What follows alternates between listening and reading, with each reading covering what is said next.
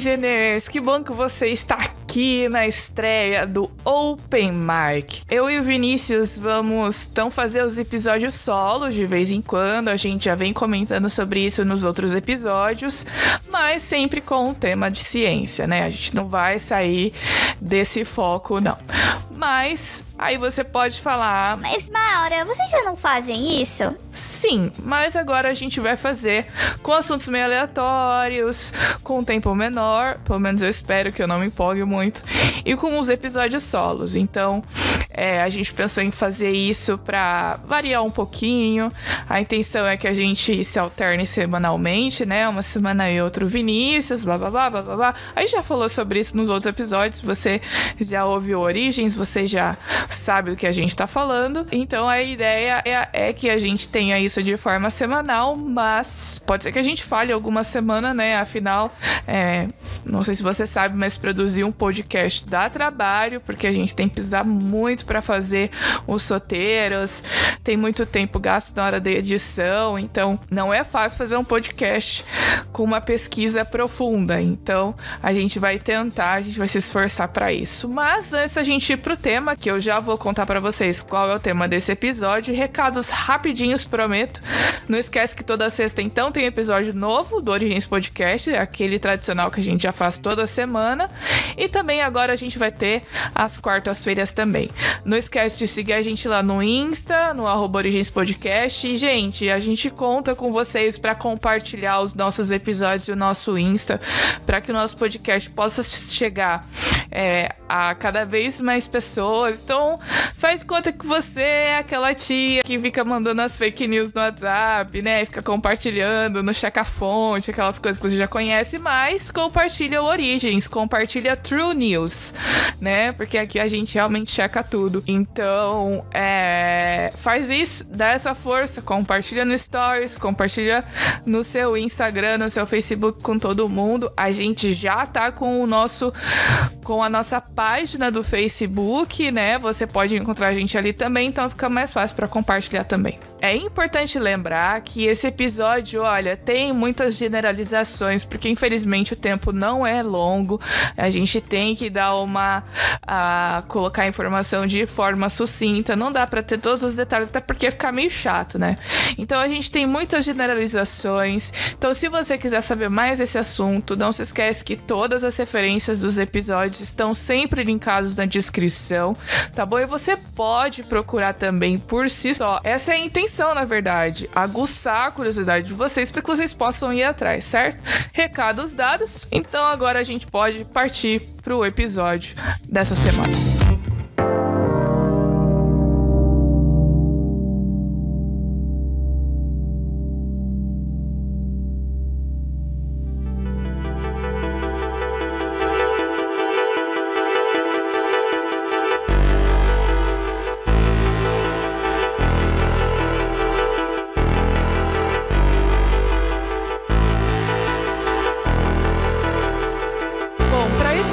Episódio do Open Mic, eu escolhi um tema próximo da minha área do doutorado, que é da área da epidemiologia. Eu já vou explicar para vocês mais ou menos como funciona, mas é o caso do experimento de Tuskegee.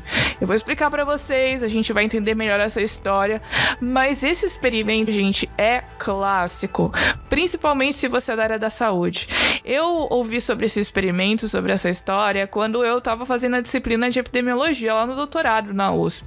A gente estava estudando os modelos de estudo epidemiológicos e o meu professor falou dessa história do experimento de Tuskegee e num dos exemplos dos estudos de caso controle, né? Inclusive eu vou dar vários exemplos aqui das minhas aulas no doutorado que eu acho que é bem interessante, então fica ligado nos outros episódios. O experimento de Tuskegee é um dos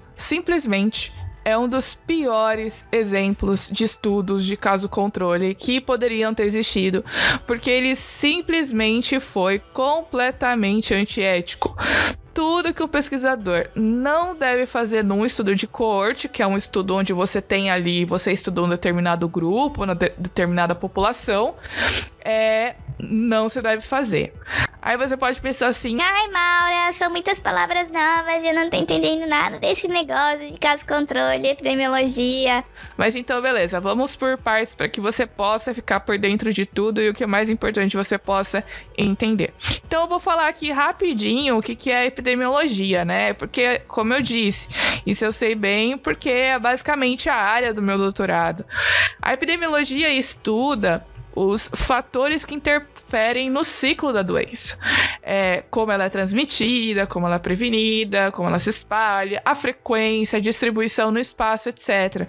E a gente trabalha especialmente e principalmente com dados. Inclusive, eu vou dar vários dados para vocês hoje. Agora, em tempos de pandemia, por exemplo, você vê o tempo todo o trabalho de epidemiologistas nos noticiários, principalmente com as estatísticas sobre o Covid, né? Os dados que são trabalhados na epidemiologia, só para a gente explicar rapidinho, eles podem ser primários ou secundários. Os dados primários são aqueles que você mesmo produz. Então, você vai lá, você faz um questionário, você faz um experimento no laboratório e você produz aqueles resultados através dos seus experimentos, dos seus testes. Os dados secundários são aqueles que foram produzidos por outro e você aproveita aqueles dados principalmente para fazer um trabalho estatístico, né? Então, por exemplo, esses dados que o Ministério da Saúde libera todos os dias sobre o Covid são dados secundários, se você for usar, porque é um dado que o Ministério da Saúde produziu.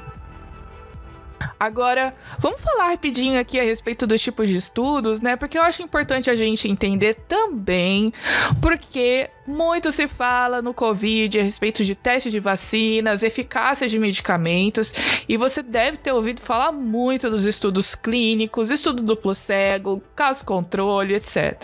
E é isso mesmo. O estudo do tipo caso controle, que é esse que eu vou falar no nosso exemplo na história de hoje, ele é um dos mais conhecidos e ele tem aplicações bem importantes, principalmente para a gente comparar resultados. Eu explico usando uma doença como a sífilis. A sífilis é uma doença causada pela bactéria Treponema pallidum, que é transmitida principalmente através do contato sexual, mas ela também pode ser transmitida de forma vertical durante a gravidez ou parto, no que a gente chama como sífilis congênita. Atualmente, a principal forma de prevenção da sífilis é através do uso de preservativo, e ela pode ser tratada de forma muito eficaz e rápida com antibiótico, que é o que a gente conhece por penicilina, né? Agora eu quero que você imagine comigo uma situação hipotética. Imagina que eu tenha uma população com um grupo de doentes numa cidade X, certo? Eu divido esse grupo, essa população, em dois grupos, que eu vou chamar de grupo controle e grupo de casos. O grupo de casos vai ser aquele que eu vou observar para verificar os efeitos da doença. O grupo controle vai ser usado para comparar, é um grupo de referência, para entender se como que a doença se comporta ao longo do tempo, como ela afeta as pessoas, porque esse grupo é composto de pessoas sadias, ou seja, eu vou comparar o grupo de doentes e o grupo de controle, né? E eu vou usar então esse controle para comparar em relação às pessoas sadias como o corpo de uma pessoa doença se comporta ao longo do tempo, quanto tempo ela demora para morrer, quais os órgãos que podem ser afetados e etc. Mas aí você pode dizer: nossa, Maura, mas que exemplo péssimo. Você vai observar pessoas doentes e não vai fazer nada para ajudar elas, não vai oferecer nenhum tratamento? É isso mesmo, porque foi isso que aconteceu no estudo clínico conduzido pelo Departamento de Saúde dos Estados Unidos a partir de 1932.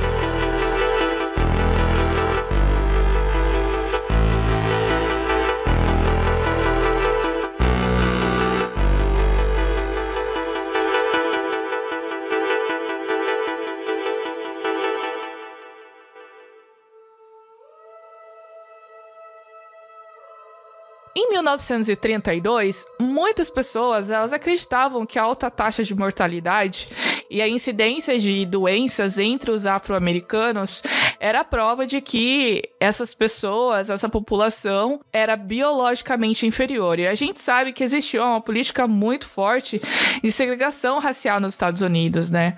Muitos também acreditavam, por exemplo, que os médicos e as enfermeiras negras eram menos capazes do que os seus colegas que eram brancos.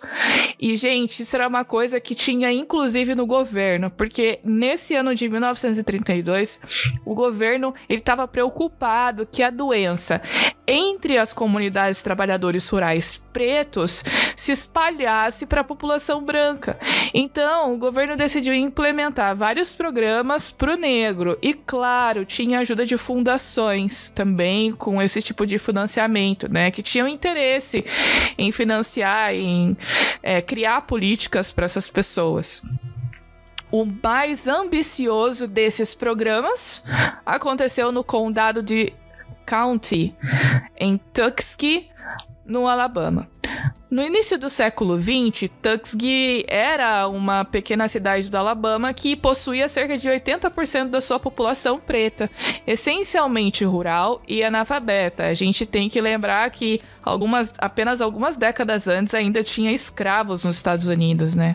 E especialmente nessa região, havia uma grande prevalência de casos de sífilis. Eles estimam que cerca de 30% da população masculina tinha essa doença.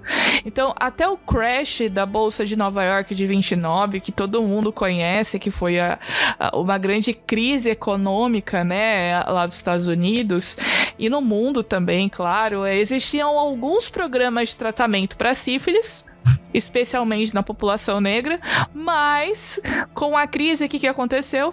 Os programas foram encerrados por falta de dinheiro. Gente, nessa época não tinha antibiótico. Antibiótico veio depois, na década de 30, tá bom? Então aqui, até esse momento, por mais que eles tinham alguns tratamentos paliativos, ainda não tinha nada eficaz para tratar a sífilis. Em 1932, o Departamento de Saúde norte-americano, ou seja, um departamento que é oficial do governo, decidiu iniciar a realização de um estudo para estudar a história natural da doença na população preta. E Tuskegee foi escolhida justamente pelo que eu falei, porque tinha uma grande população negra e tinham muitos afetados pela sífilis. O nome desse estudo foi chamado de, vamos ver se eu não gaguejo, Tuskegee Study of Untreated Syphilis in the Negro Male. Traduzindo, estudo da sífilis não tratada do homem preto de Tuskegee. O que é mais absurdo nessa história é que já era conhecido os efeitos da sífilis não tratada. Por quê? Porque teve um estudo que foi realizado na Noruega, em Oslo, no fim do século XIX, lá por 1890 até 1910, mas esse estudo ele foi realizado apenas com brancos. E tipo assim, a gente sabe que basicamente não é só de hoje, mas a Noruega tem uma população basicamente de pessoas brancas, né? Então, fizeram com pessoas brancas esse estudo, ou seja, já sabia-se que se a sífilis não fosse tratada, poderia ter problemas cardiovasculares, problemas neurológicos e a pessoa poderia morrer sim. Aí você se pergunta, né? Mas, Maura, como que foi possível isso? Pois é, eu também não sei. E é como eu disse no início, né? Existia a questão da suposta superioridade racial do branco. Então, o que os pesquisadores ficavam se perguntando? Será que os pretos, eles iam se comportar e eles iam ter os mesmos resultados que os brancos? Então, eles decidiram fazer esse estudo na população preta. Havia naquela época, inclusive, alguns autores que afirmavam que os pretos, eles tinham apetite sexual excessivo, que eles eram imorais, que eles não tinham estabilidade familiar, que eles negavam tratamento, e por isso a incidência da doença era alta entre eles, né? Para eles, somente os brancos eram morais, somente os brancos tinham ali comportamentos dignos, aquela coisa absurda que acreditavam ali no início do século XX, né? Eles diziam que a sífilis no preto era uma doença diferente. Mas depois desse panorama histórico que eu dei pra vocês, dessa contextualização, eu vou explicar pra vocês aqui como que foi o estudo, pra vocês verem o absurdo e vocês vão ficar revoltados junto comigo. Então, olha só, inicialmente, o estudo envolveu 600 homens pretos, aproximadamente, com sífilis. E é como o exemplo que eu dei no início, né? Eles foram divididos em 2 grupos. 399 homens com sífilis e 201 que não tinham a doença. A partir daí, a gente encontra, problemas muito graves. Olha só que absurdo. As pessoas que foram escolhidas para participar do estudo, olha só, eu não sei lidar com essas coisas aqui, eu fico... Olha só, os sujeitos do estudo nunca deram consentimento para participar da pesquisa, porque eles simplesmente não sabiam que estavam participando de uma. Os pesquisadores não disseram que eles estavam sendo tratados para sífilis, mas sim que eles estavam sendo tratados por uma doença que era conhecida na época por bad blood, ou, se a gente puder traduzir aí, sangue ruim, né? Que era um termo local deles ali, que descrevia várias condições como sífilis, anemia, fadiga. Gente, eram pessoas que, como eu falei, eram analfabetas, não tinham instrução. Essas pessoas acreditavam em tudo que os médicos diziam. Elas não sabiam nem descrever a doença, não sabiam nem o nome da doença que tinham, falavam que tudo isso era bad blood. Esse tratamento que eu citei, né, que supostamente eles iriam receber, na verdade era tratamento coisa nenhuma, porque mesmo depois da descoberta da eficácia do uso da penicilina, né, no tratamento da sífilis, isso foi na década de 30, mesmo assim os pesquisadores não trataram os participantes do estudo que tinham sífilis de forma adequada, ou seja, não saberem que estavam participando desse estudo para sífilis, eles eram enganados, porque eles receitavam umas pomadas de mercúrio, eles davam aspirina, mas gente, já tinha comprovação que as pomadas de mercúrio, que essas aspirinas não tinham efeito nem na sífilis. Então eles falavam isso dizendo que eles iam ficar bons, eles iam melhorar, que os médicos sabiam, né? Porque sempre tinha, assim, alguém que reclamava, mas esse tratamento não tá fazendo efeito. Aí eles falavam assim, não, mas o médico sabe, vai no médico e tal. Ao longo do tempo, então, o tratamento realmente eficaz para sífilis, ele foi impedido de ser aplicado nos homens que faziam parte do estudo, né? Inclusive, gente, isso é uma coisa muito absurda, olha só. Os médicos da região recebiam uma lista dos homens que faziam parte do estudo e se os homens fossem em hospitais diferentes tentar tomar a injeção de penicilina, eles olhavam o nome na lista e se o nome estivesse ali, eles negavam o tratamento. Eles inventavam qualquer desculpa para que os homens não recebessem o antibiótico, porque ia atrapalhar o estudo deles, né? Eles tinham esse controle. Mas eu não sei como lidar com esse estudo. Eu tô só falando sobre ele porque eu acho importante pra gente ter um exemplo de como a gente não deve fazer as coisas, mas a gente fica pensando como que o ser humano ele chegou a ponto de fazer isso com outro ser humano, né? Inclusive, em troca da participação no estudo, foi prometido para essas pessoas exames gratuitos, refeições, plano funeral. Por quê? Eles queriam dar um incentivo aí para o pessoal poder participar, né? Então, eles davam um pouquinho de dinheiro numa população que já era pobre, e era muito, né, para eles na época. Então, o pessoal confiava nos médicos e acabava participando. Tinha uma enfermeira, a Eunice Rivers, que fazia o papel de convencimento desses homens para entrarem no estudo, né? E ela era muito confiável para eles. Todo mundo fazia tudo que ela dizia, todo mundo confiava muito nela. Ela dizia que o governo estava cuidando deles, que o governo estava gastando dinheiro com eles, porque, como eu disse, alguns reclamavam que o tratamento não estava dando certo. E aí ela sempre dizia que os médicos sabiam melhor, porque eles tinham mais instrução, que eles eram mais confiáveis, enfim. Todo e qualquer tipo de informação que poderia beneficiar esses sujeitos foi negado e eles não sabiam. E, gente, olha só, inicialmente a pesquisa era para ter sido por apenas 6 meses. Mas ela durou 40 anos. 40 anos submetendo essas pessoas. Gente, das 400 pessoas originais, os 400 homens originais do estudo, apenas 127 sobreviveram até ele ser cancelado. Você tem noção disso? Sem falar que as mulheres desses homens acabavam pegando a sífilis. E muitas crianças acabaram nascendo com sífilis congênita, né? Porque, como eu disse anteriormente, tem criança que pode pegar sífilis no parto, durante a gestação. E muitas crianças nasceram com sífilis congênita. Então, é muito grave isso aí. Olha só, em 1957, lembra que o estudo começou em 32. Em 1957, aqueles que ainda estavam fazendo parte do estudo, lógico, né? Como eu disse, alguns já tinham morrido, né? Eles recebiam, gente, olha só que absurdo. Olha, gente, eu não sei o que falar. Mas olha só, o governo americano dava um diploma, né? O Departamento de Saúde dos Estados Unidos, como se fosse o Ministério da Saúde do Brasil, dava um diploma pra pessoa, falando, olha só, muito obrigada porque você está participando desse estudo por 25 anos. Tipo assim, ó, você tá contribuindo pra ciência. Só que não, né? Porque olha só, durante todo o período da pesquisa, ou seja, todos os 40 anos, foram publicados apenas 13 artigos científicos, né? E eles citavam explicitamente que os pacientes não eram tratados.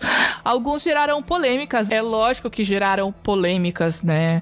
Só que era um órgão do governo e eles acabavam abafando essas polêmicas, elas foram superadas, etc. Agora, olha só, por que o estudo acabou? Em 1972, foi publicada uma reportagem no The New York Times escancarando todo o absurdo desse estudo. E aí foi então criada uma comissão externa para avaliar e revisar o estudo, né? Uma comissão do Senado. E é óbvio, né, que a comissão concluiu que o estudo era eticamente injustificável.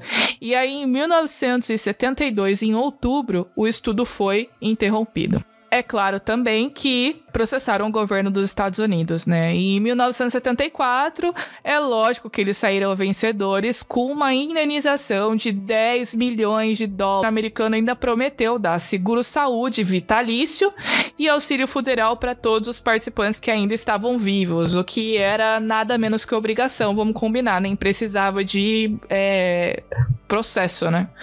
Em 1975, as viúvas, as esposas e os filhos dos participantes também foram adicionados ao programa, né? Porque, como eu disse, muitas esposas contraíram a sífilis durante o estudo, inclusive algumas crianças nasceram com sífilis congênita. E apenas em 1997, vou repetir, 1997, o governo se desculpou oficialmente, quando o presidente Bill Clinton, naquela época, fez um pedido de desculpas em nome da nação, na presença de 5 sobreviventes do estudo, que ainda restavam, né?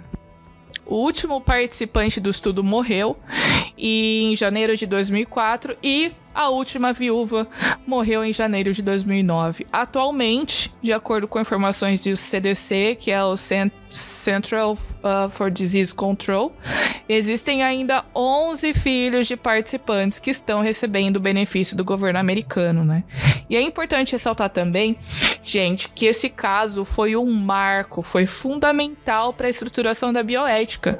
Só em 78 houve uma publicação de um documento estruturado que estabelecia os princípios do que a gente chama hoje como o consentimento livre e esclarecido, né? Quando você vai fazer uma pesquisa, por exemplo, que você vai fazer um questionário com pessoas, você precisa da participação das pessoas, as pessoas têm que ser informadas do que você vai fazer e elas têm que dar um consentimento que elas estão cientes do que você vai fazer com elas e com aqueles dados. Esse é o consentimento livre e esclarecido. Tem que ter avaliação do custo-benefício, ou seja, vale a pena, né, fazer a pesquisa? esses dados eles vão ficar acessíveis para todo mundo que quiser verificar, né? Porque todo mundo tem direito de saber esses resultados. E, assim, nessa época já havia a oração de Helsinki, né? Que veio em 64, mas pelo que a gente viu não foi respeitada, porque em 72 ainda estava acontecendo esse estudo. Gente, todo mundo sabia que esse estudo estava acontecendo. Todo mundo sabia, porque eles precisavam renovar, eles precisavam de verbas e todo mundo do governo sabia e ninguém fez nada. E o pior é que ninguém foi punido, ninguém foi preso, ninguém teve que pagar a indenização. Ou seja, todos saíram impunes. E, gente, essa história é absurda, né? Porque faz a gente lembrar, por exemplo, de médicos nazistas como o Mengele, né? Que faziam uns experimentos com pessoas e, tipo assim, não se importavam se essas pessoas estavam sofrendo ou não. É muito importante também a gente ter em mente que números de pesquisas são vidas, né? Quando você trabalha com uma população e você tem 30 mil pessoas na sua população, aquilo não é só um número. Essas 30 mil são 30 mil pessoas. E a gente tem que ter sensibilidade para lidar com essa realidade, né? Agora eu queria só finalizar fazendo uma reflexão com a realidade da sífilis no Brasil. Olha só que absurdo. Nos anos de 2017 e 2018, tivemos muitos casos de sífilis no Brasil. 122.679 casos em 2017 e 158.051 casos em 2018. Dados do ano passado, pelo menos foi uma coisa boa, né? Mostram que houve uma drástica redução. Então, de 158 foi para 67.301. Esses dados, eles mostram que o que poderia explicar esse número de pessoas alto, né, contaminadas, é que o pessoal tá deixando de usar camisinha. No passado, muita gente teve uma conscientização grande para as pessoas usarem camisinha por causa da AIDS. Com o tempo e os tratamentos, os coquetéis de medicamentos, foi diminuindo e foi desaparecendo o temor das pessoas de pegar AIDS. E com isso, né, gente, a gente precisa lembrar que camisinha não protege somente contra a AIDS. Tem uma série de doenças sexualmente transmissíveis, como sífilis, gonorreia, candidíase, enfim. Olha só, os dados eles mostram que os homens são mais infectados. Em 2019 foram 40 mil homens, 40.237 e 27.005 mulheres. Em 2019, 595 das gestantes com sífilis tinham idade entre 20 e 29 anos. Essa faixa de 20 e 29 anos é a faixa que tem mais casos de sífilis. Por quê? Galera tá deixando de usar camisinha e a galera tem muitos parceiros. Gente, se você escolheu ter muitos parceiros na vida, viver a vida louca, usa camisinha para você se proteger. Você não tá livre, né?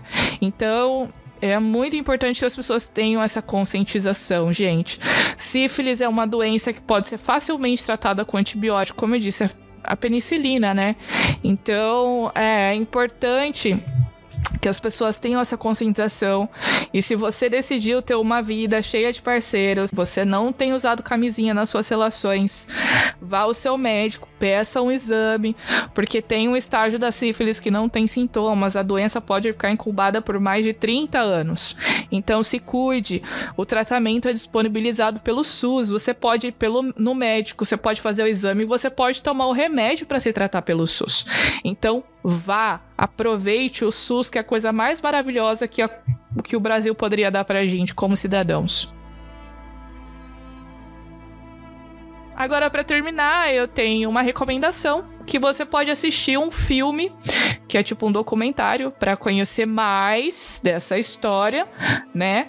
Que é o filme Cobaias. Ele tá no YouTube, tem aí versão em inglês, que é Miss Evers Boys, você pode procurar aí na internet, tá? Eu não sou a favor da pirataria, mas tem alguns momentos em que a gente não acha no Netflix, não acha no Prime, não acha na TV paga, não acha em nenhum lugar, e você só tem que recorrer à internetona, né? Então o YouTube tem esse filme completo. Eu vou colocar o link na descrição, assim como todas as referências que eu usei aqui.